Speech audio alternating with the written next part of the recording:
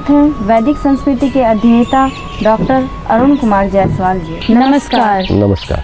श्रीमद् भगवद गीता के दूसरे अध्याय का 51वां श्लोक। कर्मजं बुद्धियुक्ता हि फलं त्यक्त्वा मनीषिणः जन्मबन्ध विनिर्मुक्ताः पदं गच्छन्त्यनामयम्। क्योंकि समबुद्धि से युक्त ज्ञानी जन कर्मों से उत्पन्न होने वाले फल को त्याग कर जन्म रूप बंधन से मुक्त हो निर्विकार परम पद को प्राप्त हो जाते हैं। क्या ज्ञान से प्रारब्ध क्षीण होता है या कर्म का फल भुगतना ही पड़ता है? साथ ही एक बात और बताएं कि जिनको महिलाओं में रुचि नहीं होती वे किस प्रकार के मनुष्य होते हैं? एक बात बताइए, चित्त और चरित्र दोनों को निर्मल बनाने का सर्वश्रेष्ठ माध्यम क्या है? आप लोगों ने बड़े मजेदार प्रश्न आज किए हैं। भगवान इस श्लोक में कहते हैं अनामयम। आमे का मतलब क्या होता है? अनामे और आमे ये आयुर्वेद के शब्द हैं। भगवान ने गीता में इनका प्रयोग किया है। अव्यय, अविनाशी, इस तरह की बातें कही गई है। यहाँ पर आयुर्वेद शब्द का इस्तेमाल हुआ है। अनामे, ऐसा पद जो अनामे है। आमे मतलब विकार, आमे मतलब रोग, अनामे मतलब निर्विकार, अनामे मतलब निरोग। बड़ा सुंदर शब्द है। जन्म के बंधन से मुक्त होकर के अनामय पद को प्राप्त होते हैं। भगवान कहते हैं जो बुद्धि योग का आश्रय लेता है, समबुद्धि से युक्त ज्ञानी जन कर्म फल से मुक्त परम पद को प्राप्त कर लेते हैं। ज्ञानी होगा तो उसे कर्म फल लगेगा ही नहीं। तो जो सबसे महत्वपूर्ण बात है, बार बार कहते हैं समत्व बुद्धि योग, बार बार कहते हैं समत्व बुद्धि का आश्रय ग्रहण करो, बार बार कहते हैं अनासक्ति भाव से कर्म करो। इसका आखिर मतलब क्या है? प्रारब्ध का जो भोग है वह ज्ञान से नहीं कटता है, प्रारब्ध तप से क्षीण होता है। और हम ये कहें कि इसे ज्ञान भाव से क्षीण करेंगे तो ऐसा नहीं होगा। हम ज्ञानी की तरह सोचे तो क्या प्रारब्ध क्षीण हो जाएगा? नहीं, वह कष्ट आएगा ही। तो भगवान कहते हैं जो सम्मतम बुद्धि योग की बात करते हैं, जो सम्मत योग में आश्रय लेते हैं, वे क्या करते हैं? कर्म के फल को त्याग देते हैं। कर्म तो करते हैं, तप तो करते हैं, तब से प्रारब्ध भी क्षीण हो रहा है, पर तप का उनको कोई फल नहीं चाहिए। तब पूरा करते हैं, कर्म पूरा करते हैं, कर्तव्य तो पूरे करते हैं, पर फल की इच्छा नहीं करते। फल की इच्छा ही तो बंधन का कारण होता है।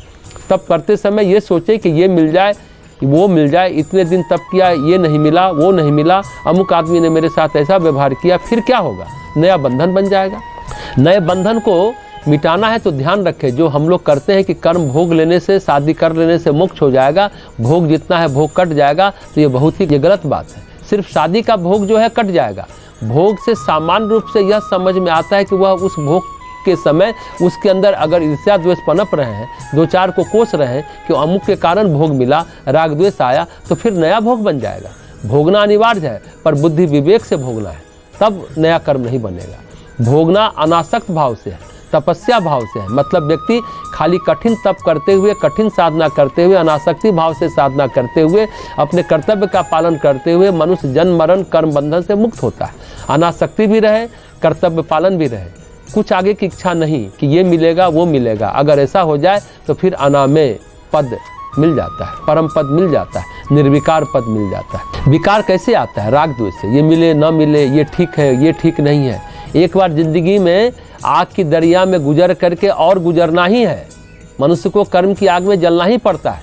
जब तक सिद्ध नहीं जलेगा, नहीं झुलसेगा, तब तक वह शुद्ध भी नहीं होगा। एक बार तो जलना पड़ेगा। शरीर जल रहा है, मन जल रहा है, चित्त जल रहा है, ये दहन भी अच्छा है, क्योंकि दहन के बिना काम होता नहीं। इसलिए भगवान कहते हैं अगर निर्विकार पद पाना है, ऐसी अवस्था में पहुंचना है जहां कोई विकार नहीं है, जहां कोई क्लेश नहीं है, तो फिर क्या करना पड़ेगा? एक बार अनासक्ति पूर्वक, एक बार अपने निमित्त कर्म न करते हुए, सर्वहित के लिए कर्म करते हुए, लोकहित के लिए कर्म करते हुए, एक बार अहंकार को दूर करके व्यापक होते हुए फल को त्याग कर कर्तव्य का पालन करना है। हर परिस्थिति में कर्तव्य का पालन, प्रत्येक अवस्था में कर्तव्य का पालन। कर्तव्य कर्मों का त्याग करने से निर्विकार पद प्राप्त नहीं होता, ये भी समझे। कर्तव्य कर्मों को अनासक्त भाव से, चिंता को छोड़ करके प्रत्येक कर्म परमेश्वर के लिए करने पर अनासक्त भाव प्राप्त होता है। इसलिए तुलसीदास जी कहते हैं कामी को जैसे स्त्री प्रिय लगती है, लोभी को जैसे पैसा प्रिय लगता है, हे श्री राम आप हमें वैसे प्रिय लगिए। जीवन में प्रेम तो चाहिए। कभी कभी वह व्यक्ति जिसके चरित्र में आप दोष नहीं निकाल सकते, लड़कियों से उसका कोई मतलब नहीं है, महिलाओं से कोई मतलब नहीं है, जिन लोगों का महिलाओं से कोई मतलब नहीं होता है, उनको देखें तो दो स्थितियां बनती हैं जो आपने प्रश्न किया है।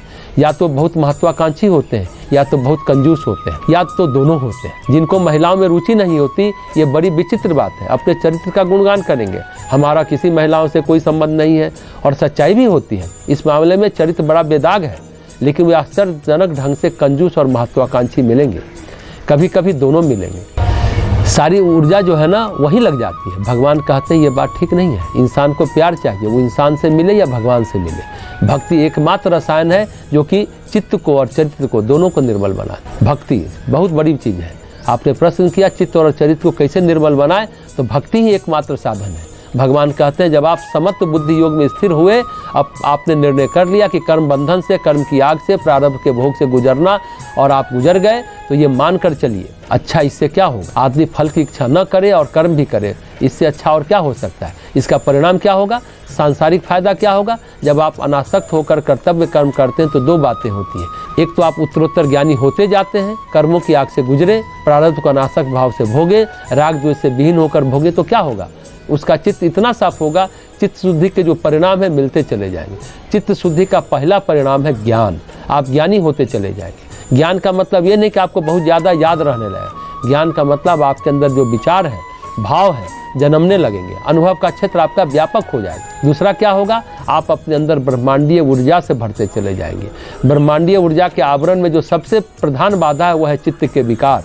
योग में क्यों कहते हैं कि व्यक्ति विभूति संपन्न हो जाता है, क्योंकि विभूतियाँ स्वाभाविक है। विकार का परिमार्जन यानी विभूतियों का आगमन, तो भगवान कहते हैं कि तुमको ऐसा पद मिलेगा, अनामय पद मिलेगा, निर्विकार पद मिलेगा, मतलब इसमें सब कुछ है। विकार ही तो अवरोध है, विकार हटा, विभूतियाँ मिली, सिद्धियाँ मिली, शक्तियाँ मिली, अपने आप स्वाभाविक रूप से मिले। इसके लिए राग द्वेष से विहीन होकर कर्म करने से चित्त निर्विकार होगा। जो प्राप्ति है ऊर्जा और ज्ञान, वे स्वाभाविक रूप से प्राप्त होंगे, मतलब घाटे का सौदा नहीं है। हालांकि सौदा शब्द का प्रयोग ही गलत है, फिर भी समझाने के लिए कहा जा रहा है कि ये मुनाफे का सौदा है। इस तरह से ये श्लोक यहाँ पूर्ण होता है।